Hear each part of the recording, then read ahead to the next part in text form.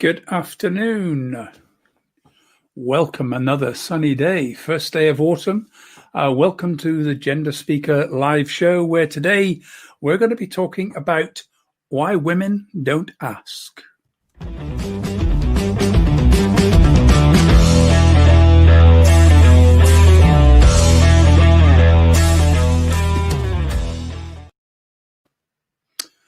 So, why women don't ask? Negotiating the gender divide.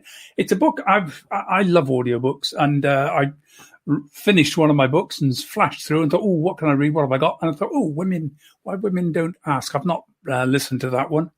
What an excellent book. If you look down in the notes below this, you'll find a link. It's actually one of my Amazon affiliate links. So I actually earn enormous sums, like 20 pence or something if you buy it through Amazon.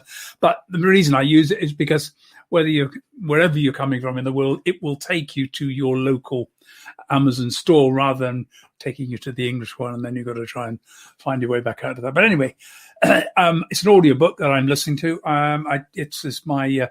It works for me when I'm taking the dogs for a walk. I do something else while I'm doing it. I can get my exercise, the dog get one, and I walk, and I get to listen to something. So why? It's interesting. I have always struggled personally with negotiating. Not generally. Yeah, I've had a sales career. I've had a senior management career where you have to negotiate. I've had to fire people. I've had to go through all sorts of situations where I'm in difficult positions. A lot of that I know was before I changed gender, when I was still presenting as male. But yeah, I haven't changed. How I present myself has. But I still always had a huge problem negotiating for myself, and I still struggle. I'd far rather hand that off to somebody else. And in fact, a lot of people do. The reason why most actors and writers and people have agents is because the agents are skilled negotiators who are far better at doing the negotiating. Why do we employ lawyers when we have a problem? Because the lawyers are skilled negotiators, and they get into the negotiations, and they're not negotiating for themselves. They're negotiating for somebody else. And this is the big challenge that we've got. Negotiating for self is tougher than negotiating for others. Now, that said, men find it much easier to negotiate than women. Why is that? Is that because of the way we're brought up, or is that something inherent? And that's the question I'm taking away from this book yet. I'm not completely finished it, so this is going to be a bit of an introduction, and we'll probably come back to it sometime in the future. But what made me think, when I was listening to this, I thought, that's me. That's the kind of challenges I have as well. And I struggle with negotiating for myself. Women struggle more than men for negotiating for themselves.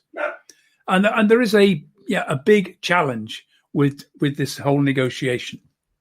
So let's have a look at some of the issues that are going around this.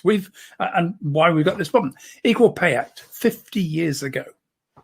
50 years ago, we started trying to equalize pay, because then, back in 1968, when it all kicked off at Ford's Dagenham plant, and the women who sewed up all of the fabric that made up the seats in Ford's cars suddenly discovered that they were being treated as unskilled manual workers, where the skilled manual workers were earning significantly more. They said, well, this is not unskilled. If you think this is unskilled, here, boom, sew that together.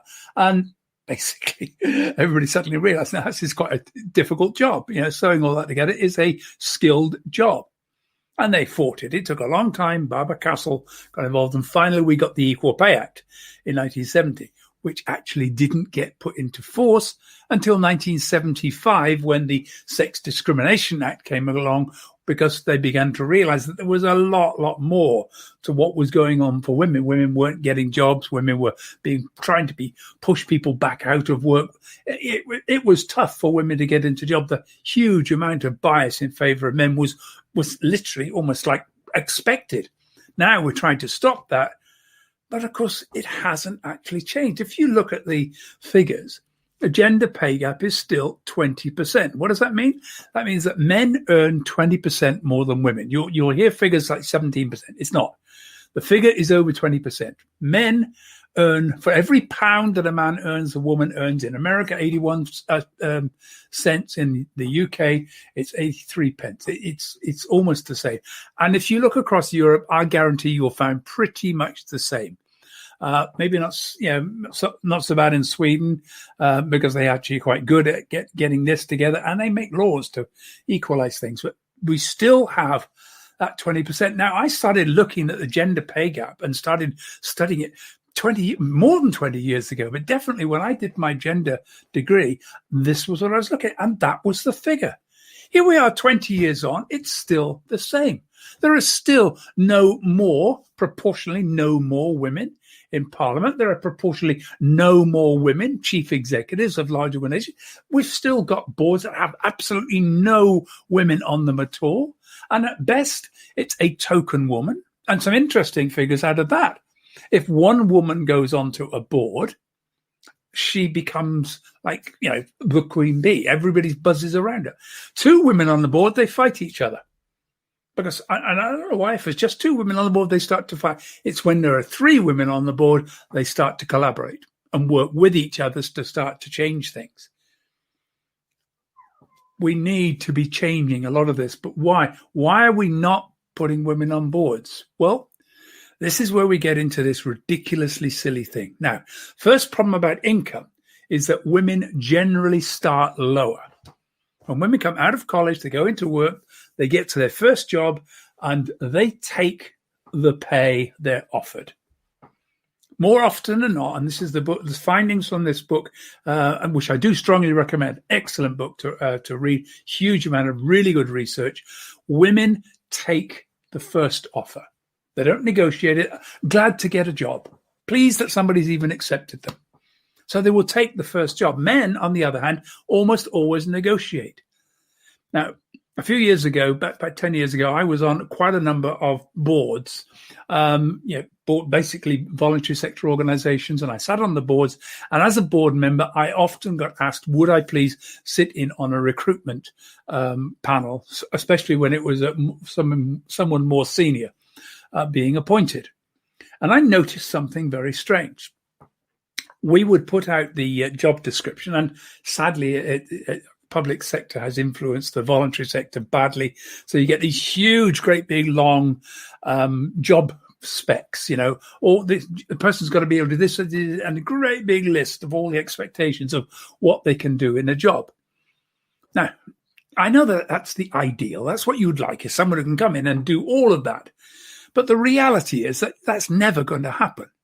You never get somebody who can come in. And if they did, it would be the wrong person for the job.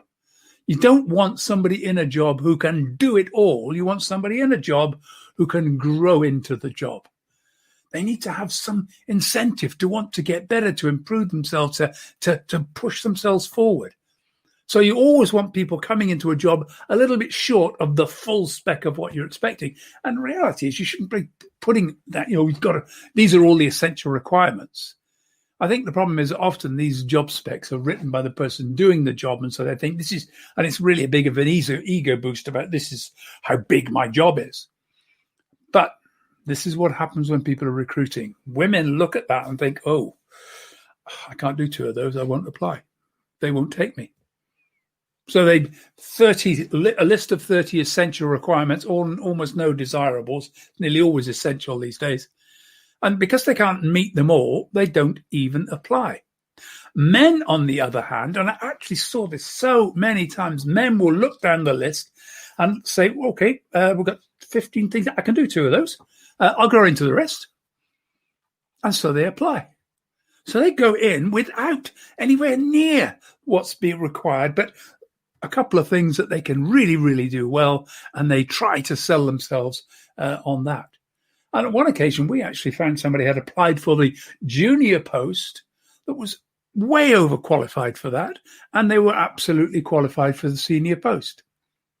But then something weird happened. We actually gave this person the senior post. And when they got into the post, every day they panicked that they weren't going to be able to do this, that there was something about the job that was bigger than they were. Now, they were perfectly capable of doing it all, could have grown into being a really good manager for the whole thing.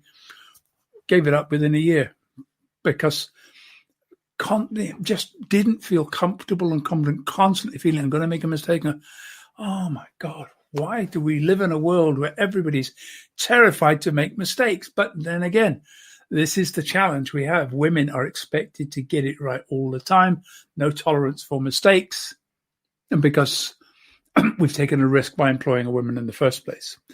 Second thing I found that's really interesting is this whole idea that what is positive for men becomes negative for women.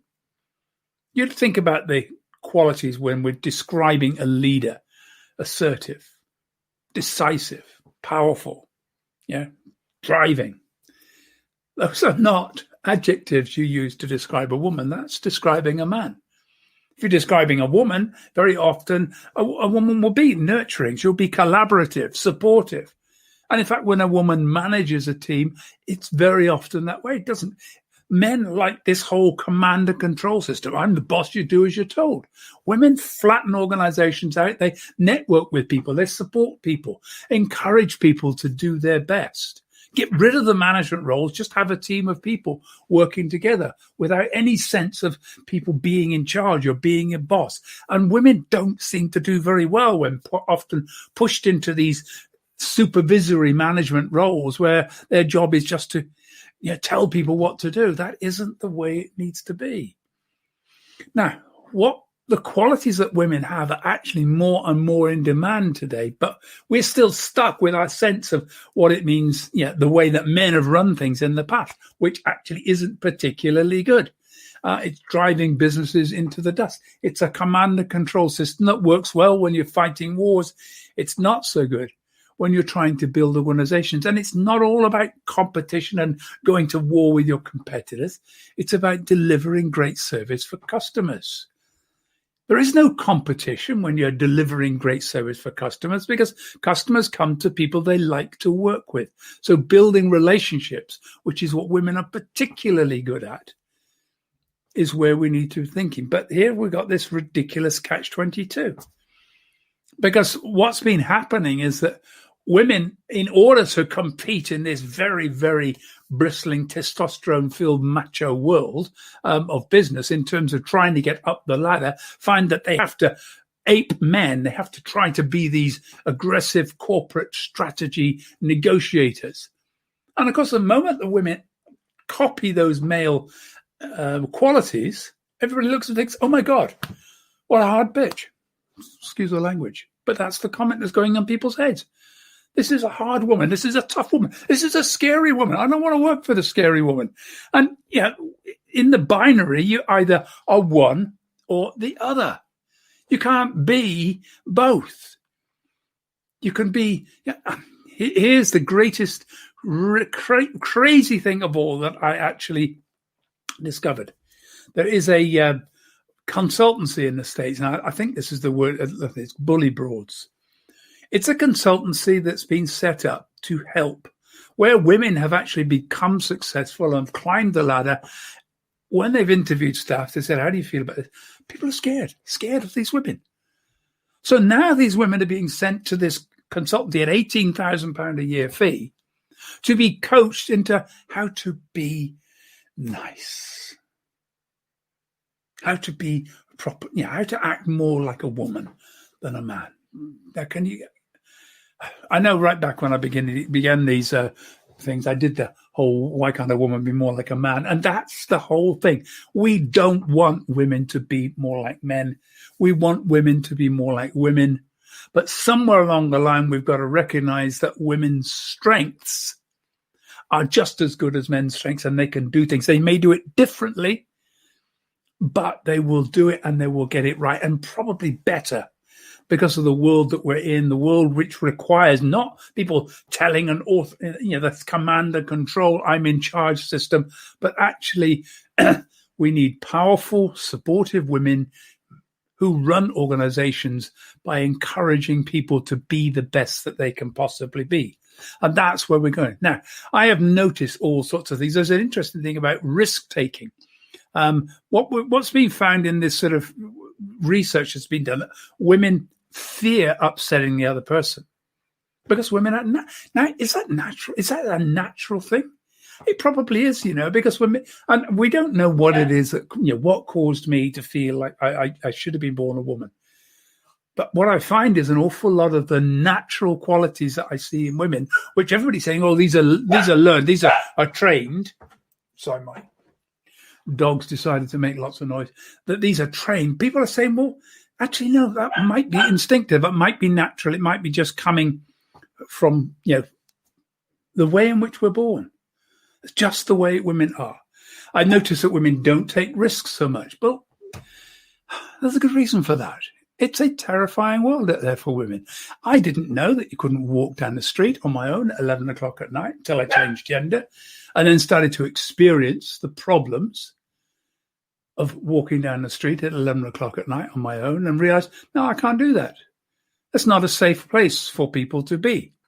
I also notice that, women tend to avoid making assertive statements. I get people sometimes say, oh, you've been very masculine there. And that usually means I'm just being very assertive.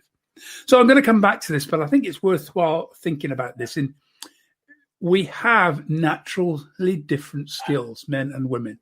But if women try to be like men and negotiate like men and manage like men, they will actually end up in a catch-22 where the skills that we see and we actually admire in men, when women take them on, become negative. So you've got people saying you're no good as a leader because you're not assertive enough. The moment you're assertive, oh my God, you've been aggressive. So you have to find a different way. Don't try to get into that battle. Look at the natural skills that women have.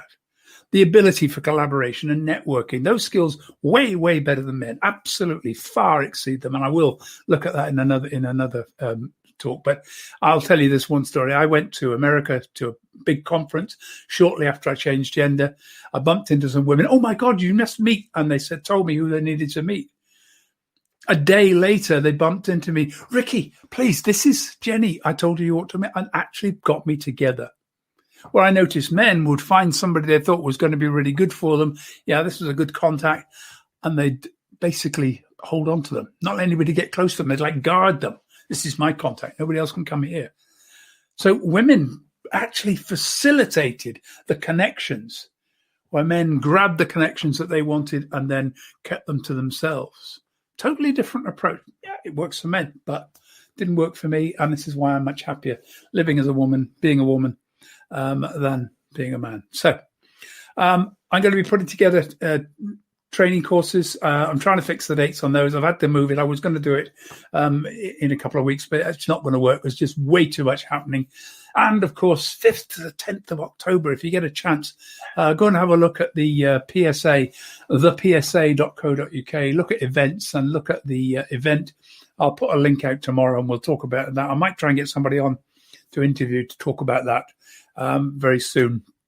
5th to the 10th of October, brilliant whole week of absolutely awesome presentations from men and women in the speaking industry. And it's, I can't remember the exact cost. It's about 80 quid for the whole week. Really is an absolute bargain. So anyway, tomorrow, join me for the next show. I'll be here at 4 o'clock. And now what I'm going to try and do is remember to get rid of these. I keep, there we are. And we'll, we're ready. And so I should be there tomorrow. Come and join me tomorrow for another episode of the Gender Speaker live show, talking about more gender issues. Take care.